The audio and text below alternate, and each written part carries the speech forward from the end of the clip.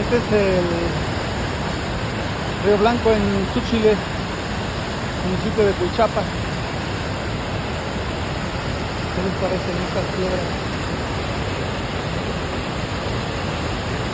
Y para este lado.